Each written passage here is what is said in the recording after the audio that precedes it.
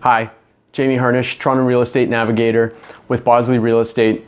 I received a message via Facebook from someone who had come across an article online, had a very alarming headline about Toronto real estate, surprise, surprise, and they asked what my take was on it. So what I wanted to do was to dig a little bit into the article, and then I figured why not just put what I find on video instead of just sharing them just with this one person, because I'm of the opinion that more information out there for the general consumers, especially when it comes to real estate and the Toronto market specifically, the better. So here I am.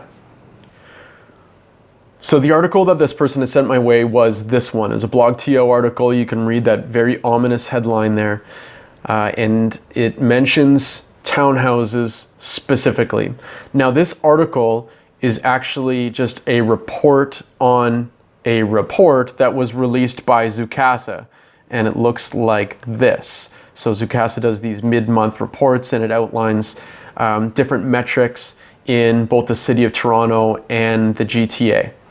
So if you take a look at this next picture, and I highlighted kind of the key stuff that I'm going to be talking about in this video, Zoocasa takes a look at number of sales in the first 2 weeks of October in 2016, compares them with 2017, and comes up with that percent change. And so the reason that BlogTO specifically mentioned townhouses is because it's the property type that had the largest decline in sales from one year to the next, a 48% change.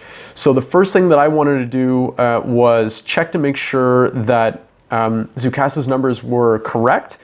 I checked the 2016 numbers, they were fine, but I came up with different numbers when I looked at 2017 numbers. So what I have the ability to do is I can draw a map, and it's not perfect, but it's definitely a pretty good representation of the city of Toronto. And when I do that using the same criteria that Zoocasa would have, I actually come up with 75 sales. And just to kind of back that up or corroborate the number that I found, just because it's different from the number that Zoocasa used, I did just kind of like a criteria search, but not a map search necessarily. So one that doesn't rely on my ability to draw a map. And I come up with 74 sales. So that to me is a more accurate reflection of the number of sales that happened in that 2-week period. And when you make just that change alone, and compare those 130 sales with 74 sales, you get a 43% decline, not a 48% decline. So right away we've got a pretty decent change for the positive in terms of the number of sales of townhouses. So it doesn't make it quite so different from some of those other property types over that period.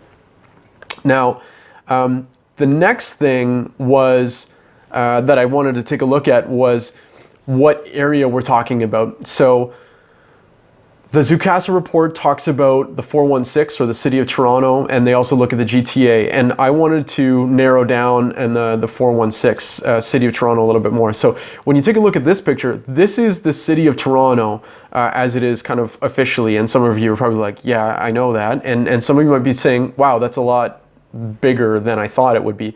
So it goes from Etobicoke in the west, right up against Mississauga, all the way to in the east, Scarborough, and juts up against Pickering on that east side there, and then that straight line all the way across Steeles Avenue. So that's the official city of Toronto. What I wanted to do was I wanted to take a look at sales between what I would consider two very different areas. So using that map tool again, I kind of outlined Etobicoke, North York, and Scarborough, and took a look at the sales in those areas because I find those areas kind of similar to each other, and then wanted to separate it out from an area that is that blank space in the middle, that kind of square. So I'll get to that in a second. So if you look at the number of sales between Etobicoke, North York, and Scarborough, this area that's on my map, in 2016, there were 77 sales in that area, and in 2017, again, that first 2-week period of October, there were 37 sales. That represents a 52% decline or change in the number of sales, and that is even more significant than that original 48% number that we were looking at for the entire city. When I look at just this middle area that I think this person who sent me the message, I think this is the area that this person cares a little bit more about, just because they're not really considering Scarborough or Etobicoke or North York as eventual landing spots for themselves, and maybe that applies to many of you who are watching this as well.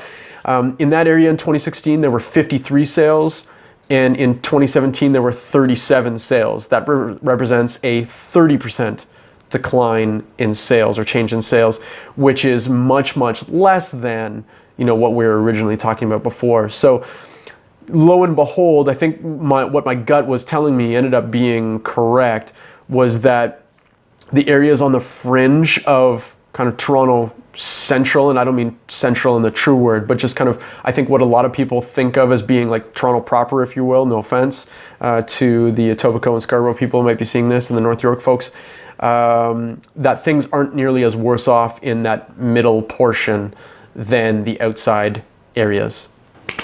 So I hope you found that helpful, informative. That's just an example of an article that may have some incorrect information in it, and may also just kind of talk about things that somebody might not necessarily realize. And in this case, it more has to do with what exactly constitutes for the 416 or the City of Toronto, and how the different kind of sub-markets, I guess you will, between those different areas can be from each other. So again, if you found this video useful, the information in it helpful, please feel free to head to my Facebook page. You can click like or follow, and you'll get notifications when more videos like this come out.